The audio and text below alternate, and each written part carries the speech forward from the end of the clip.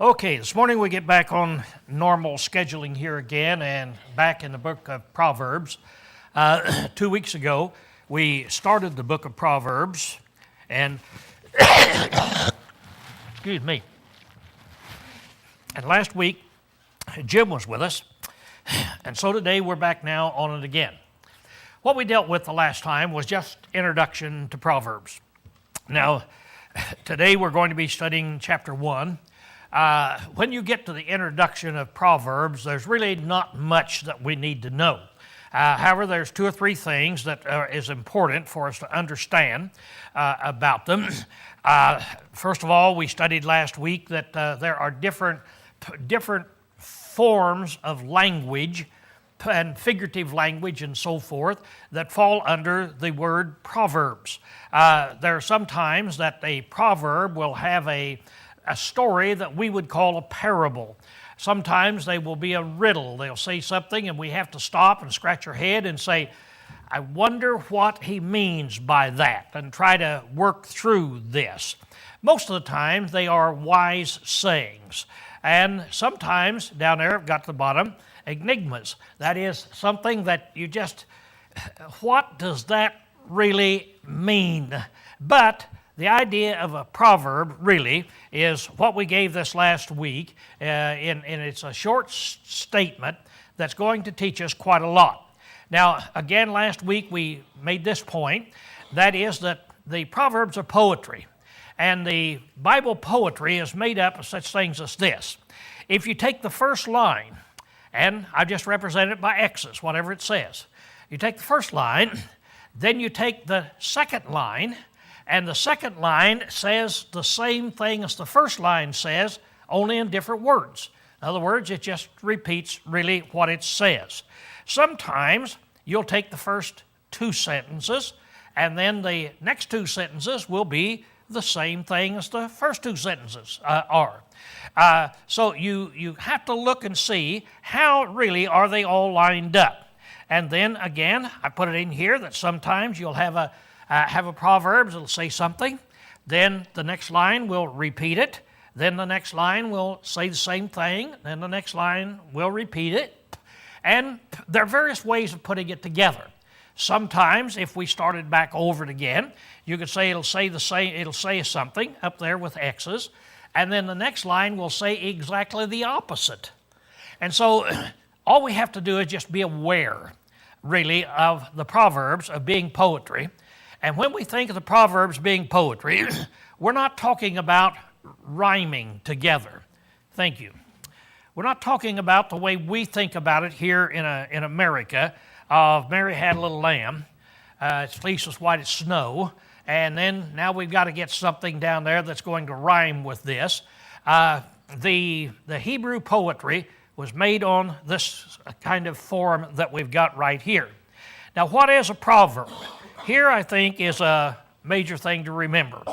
As I told you last week, it's the best illustration I've ever heard. It's a long life in a short sentence. That is that you take an individual who has lived and experienced life, and then you ask him, what do you do in a case like this? And then he boils it down into one sentence. That takes a lot of wisdom to be able to do something like that. And Solomon then is going to give us these proverbs in this way, and it's just a lot of experience, long life, a lot of experience, and he boils it down into a very short sentence. Now, as we begin today, we're going to start with the idea, and the book of Proverbs starts with this, of wisdom. That is, it's wisdom, you put that wisdom in your mind. And this is what Proverbs is really all about, is trying to give us wisdom. Now, there's 2 ways of getting wisdom. Number 1 is living a life and seeing what works and what doesn't work, and trying it over and over again, and finally you come to the conclusion, this is the way you should go, and you don't go over here. And you get wisdom through experience. Another way of getting wisdom is reading Proverbs, reading and asking people who have been through this, such as Solomon, what would be a wise thing to do under this circumstance? And so that's what the book of Proverbs is going to give us. They're going to say, here is what you should do. Now, we've got some words out there that beside this, and all of them are going to be tied in with wisdom. Really, you couldn't have wisdom unless you had these various qualities about wisdom that's there. Now, we'll look at these in just a moment, but when you talk about wisdom, you're talking about something that is a pretty big thing. And that's what the first 9 chapters of the book of Proverbs is about. It's going to be talking to us about wisdom. Today, it's going to tell us the purpose of these proverbs, and then later it will tell you the value of them, how valuable they are, and so forth. But the first 9 chapters is going to be talking about wisdom. Then from there on, it's going to be these short sayings that's going to give us quite a lot of wisdom. Now, I want to read the first 6 verses of chapter 1. And as we read that, it says this: the Proverbs of Solomon, the son of David, king of Israel. To know, stop.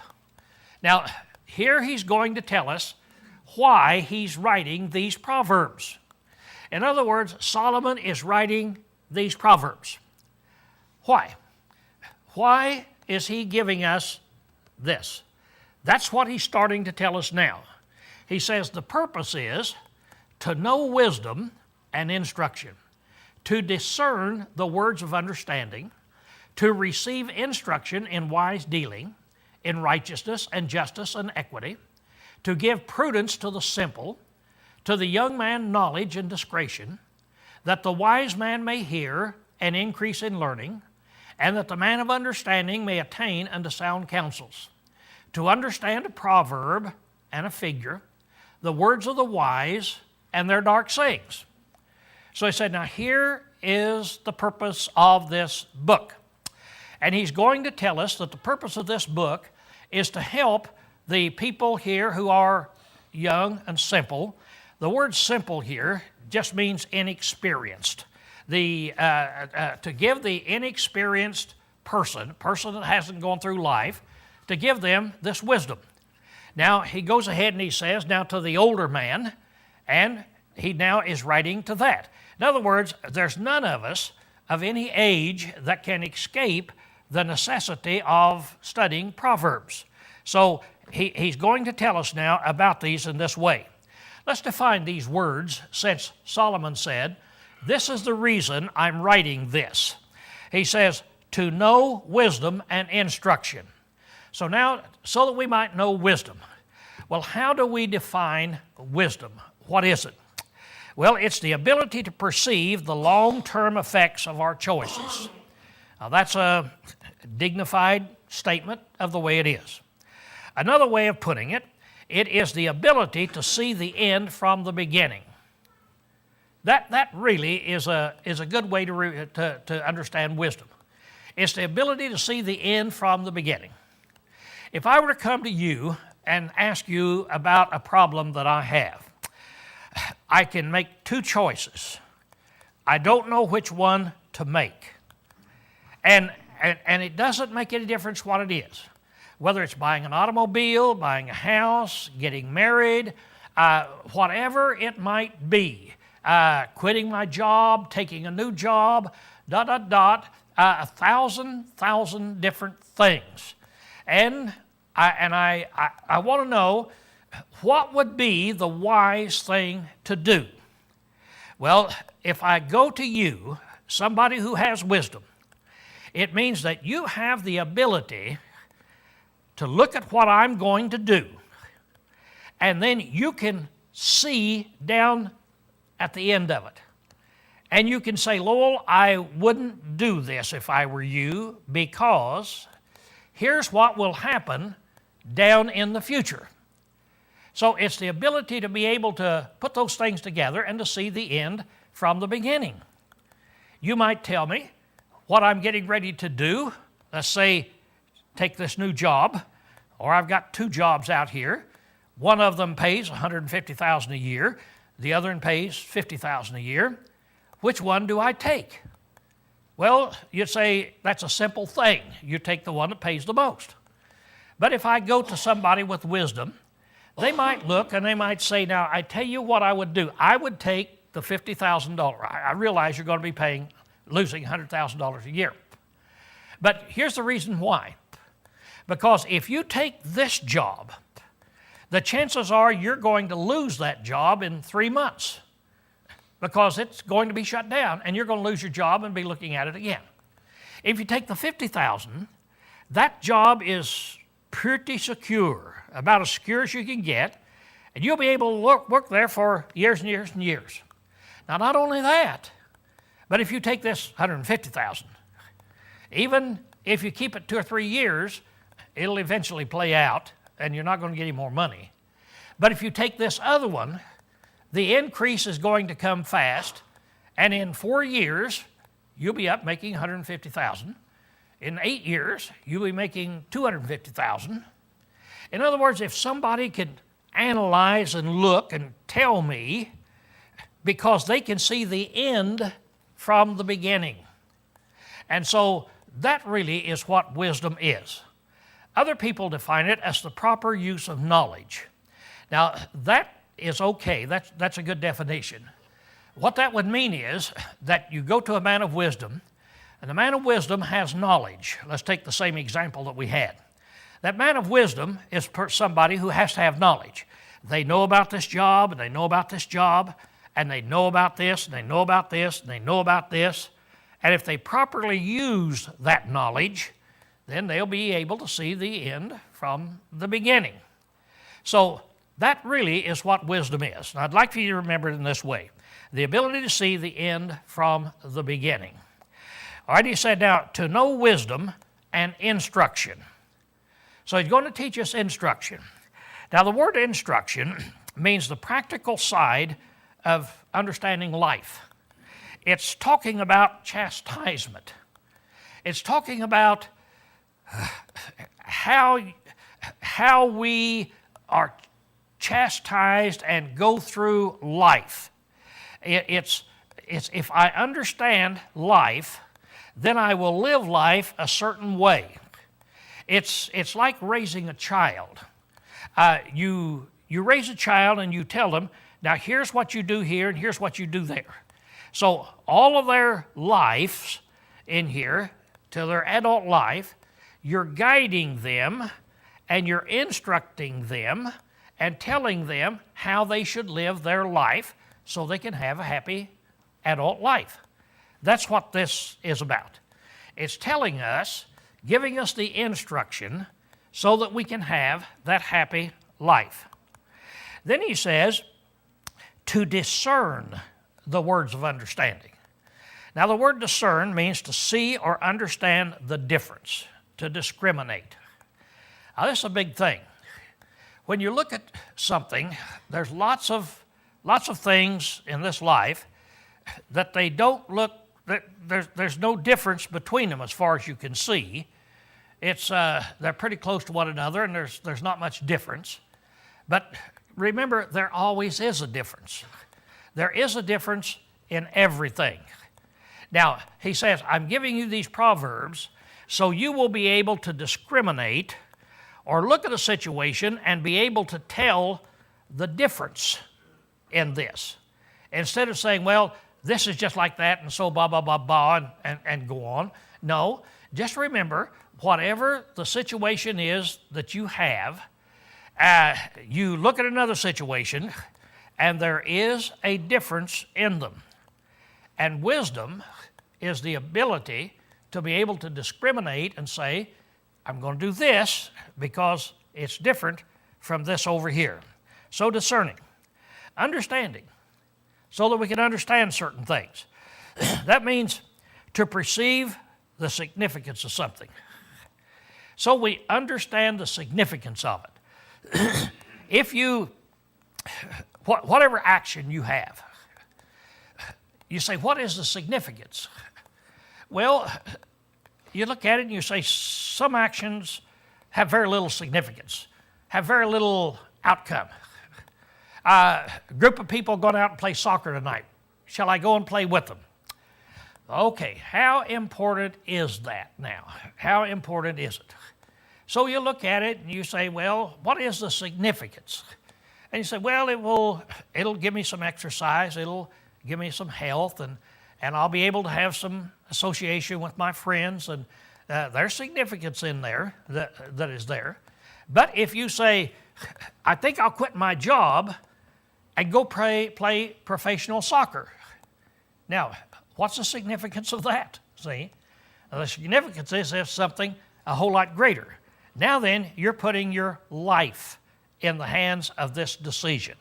So we need to be able to perceive the significance of something. And that's almost the same as wisdom up there, isn't it? Being able to look ahead and see the end from the beginning. Now then he goes ahead and he says, to receive instruction in wise dealing, in righteousness and justice and equity. So now, what is the righteousness and justice?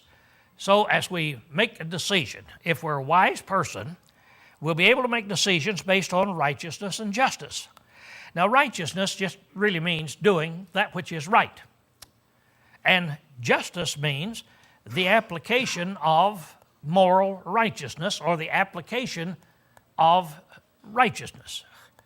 In other words, if I'm going to be a person with wisdom, I have to be able to discern and understand what's right and what's wrong. And sometimes those things are almost blurred. When you get to looking at what's right and what's wrong, doctrinally, on doctrines of the Bible, or in practicality of what you can do out in your private life, you look at it and some things are definitely right. You say, yep, I can do that. Some things are wrong, and you say, nope, I can't do that. But most of the time we look at it and we see that there are things that's what's called the gray area. Now, under certain circumstances, this would be right. Under other circumstances, it would be wrong. It's kind of in the gray area. I'm not sure what I should do. If it were clearly right, I'd do it. If it were clearly wrong, I wouldn't do it. But I don't know. It's in the gray area. Now, he says, I want to teach you wisdom so that you'll be able to make those decisions. You'll be able to see the difference between right and wrong. And when you make decisions, you're going to be able to make a decision and apply it to that which is morally right. There. Now, we're really getting into some great stuff, right? In other words, if we have all of this, we're going to be in pretty good shape. And he says equity. Now, equity is the ability to apply fairness and unbiased judgment. So, if you go to a person and you say he's a wise person, that means that that person is going to have all of this, and that person has the ability to be fair and to apply judgment that is fair judgment. That's hard sometimes. Sometimes when you look at a decision and you're going to give advice and you see, well, if I advise this way, it might cost me some money. Or if I advise this way, it will hurt my children. Or if I advise this way, it could hurt my job.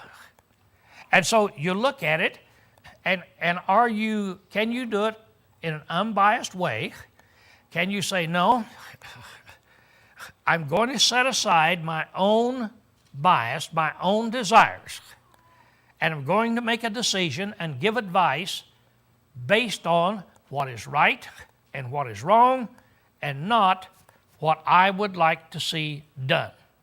So equity is really what that is. Then he goes ahead and he says, and prudence. To give prudence to the simple. Now the word simple means the unexperienced person. You might be a young person and haven't experienced the different things in life, or you might be an old person and not experience some of these things in life. You could take me and put me on the streets of New York, and there's only one word that would describe me. And you'd say, there goes a simple man. What do you mean? Well, there goes a guy who doesn't know what he's doing. See? There goes a guy walking down the streets that these sharks can come up and pull the wool over his eyes. And he's one of those guys, you know, in New York where you could sell one of those $20,000 watches, and you can sell them for, you know, $8.95. And he'll buy them because it looks and it's got the name on it, and so he's going to go ahead and buy them in there. Why? Because he's a simple individual. He's uninitiated. He's not mean. He's out of his territory. Now, when you study the book of Proverbs, it says this is written to try to give us this thing and the ability to act in a cautious and timely fashion. So we'll be cautious about these. When you see something, we hear it all the time on TV and other places. If somebody comes up to you and offers you a deal which sounds too good, go ahead and finish the proverb. What is it? It is. So just mark it down. When somebody comes up and offers you a deal that's just too good, well, you're right, it will be too good. Now, you won't be able to see it, but be cautious. Be cautious. When you're trading cars, what is it the car salesman will always tell you? Now, this car right here, you can get it today for $19.95. See, it's 4 o'clock. 5 o'clock, I go off, and what happens tomorrow? Can you get this same deal tomorrow? Nope. You got to take it today, see? Or any other thing. You've got to take it right now. When people go on vacation and they come back and they see these timeshares, you know, that people are bombarding you about, they give you such a good deal that you can't turn it down. They're going to give you a $25,000 deal today, and today only, right now, before you leave this room. They're going to give it to you for $12,000. Now, you walk out of this room, it's going to cost you $13,000 if you try to buy it tomorrow. Well, man, it's a no-brainer. You should buy it today, shouldn't you? You see? But that's what this is saying. Make sure that you're cautious. Make sure you do it in a timely manner. Don't get caught up in these things. He said that's what the Proverbs is designed to teach you. And then knowledge. To the young man, knowledge and discretion. Now, knowledge is understanding facts or events as they really are. That really is what knowledge is. It's to say, okay, I have my facts together. Now, let me ask you this. Is it possible for a person to accumulate wealth of knowledge and not have wisdom? Yeah, lots of people do that. I know of 2 or 3 people in my life that if I want to get a fact, if I want to know something about your job, I can give them a call and say, hey, and ask them a question, and they can talk intelligently about your job, and they can tell me something. If I want to know how Boeing makes an airplane, they can say, yeah, well, you know, and they've got a head full of facts.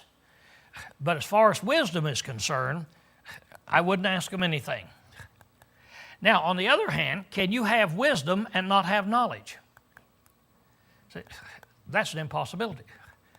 The only way you can have wisdom is to accumulate knowledge and then use it in the proper way.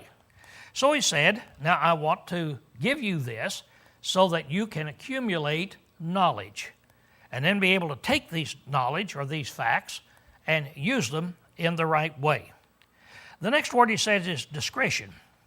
Now, that's the quality of being discreet, prudent, cautious, or reserved. As you think about this word, it's a big word. A quality of being discreet. We generally think of being discreet as saying something properly at the right time. And that really is what discreet is. For instance, if you come to me and you ask me a question and I just blurt out an answer real fast without thinking it through, what are my chances of giving you bad advice? Or what are my chances of saying something that I shouldn't say? Or I might look at you and say, well, you fool, anybody would know what you should do there. What you do is bling, bling. Have I been discreet? No, I haven't been discreet there. So I've got to be cautious and reserved, and don't jump into something. Think things through. Now he said, that's what I'm doing this really for. So now let's look at it and let's read it again. Here he comes out and he says, now, the Proverbs of Solomon, the son of David, king of Israel, to know, that's to get knowledge, to know wisdom and instruction about how to live, to discern the words of understanding, to receive instruction in wise dealing, to give prudence to the simple, the uninitiated, to the young man knowledge and discretion, that the wise man may hear and increase in learning. Now, there's one that we haven't put up here. We've been putting these others up.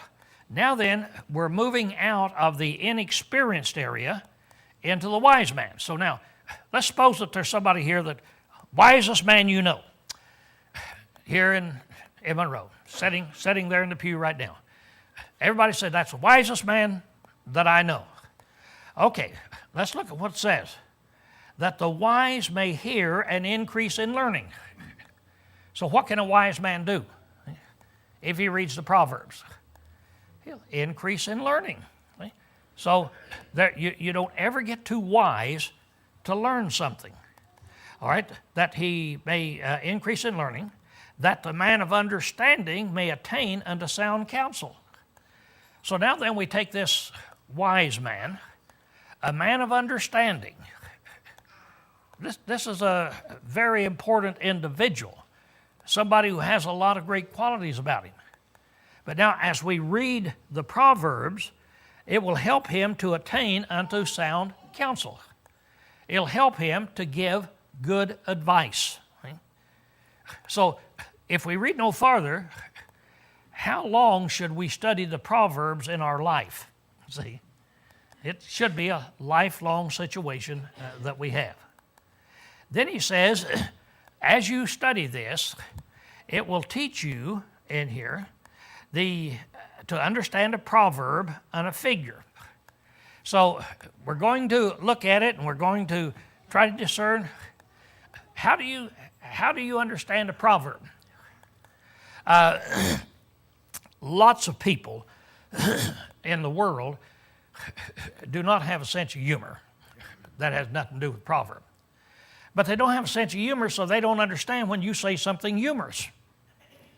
And so you can say something humorous, and they will take it as a literal statement and think you just insulted somebody. They don't have a sense of humor. There are other people that do not understand Proverbs, where it's talking about something in a figurative sense, where it's talking about later on a bird, and it's going to tell us about a human being and compare him to a bird. And you say, I don't get the point. A human being and a bird? No, a bird is not. And so he said, studying this, you're going to understand how to understand a proverb and a figure. Now that word figure literally means an enigma. As you look at an enigma, what do you mean by that? That's a word that means that you can't figure it out, isn't it? It's just something that's really, really difficult to figure out. So he said the Proverbs, the study of the Proverbs, will help you figure out the things that you just can hardly figure out in this life. See? The words of the wise and their dark sayings. So you're going to be able to see the words of the wise people. It's going to be Solomon that's writing this, and their dark sayings. They're going to be able to say things that are not just clearly understood, not just out front where you can plainly understand them. You're going to have to think about them. And you're going to have to think, what did this man mean when he said something? He really must mean something that's in there. I'm reminded right now, sometimes people will send me cartoons on the internet, and maybe a dozen cartoons. 11 of them are just really funny and I laugh at, and there's one I don't get. And so I look at it and I don't get it. There's a heading up here that says, these are really funny. So I think, okay, so this is really funny, and I read it and I don't get it. I just don't get it. Well, that kind of annoys me that I don't get it. So what I do is I'll turn the thing off. I'll go ahead to something else, but then I'll go back. I'm going to go back down. I'm going to see. So I go back and look at this cartoon again. And generally when I go back and look at it again, there's something that I didn't see the first time, and it's really funny. See? That's what he's saying in here. They're, in this case, a cartoonist that gives you something funny, but you don't see it. It's dark. So when a wise man talks, it's not always just out up front. And this will help us understand it when he says this. So what has he told us today here in this introduction? He's told us the purpose of Proverbs. And it's awesome, absolutely awesome. And we can see that studying the Proverbs is going to teach us, young and old, inexperienced and experienced, how to live a happy life. Okay, that's where we close today.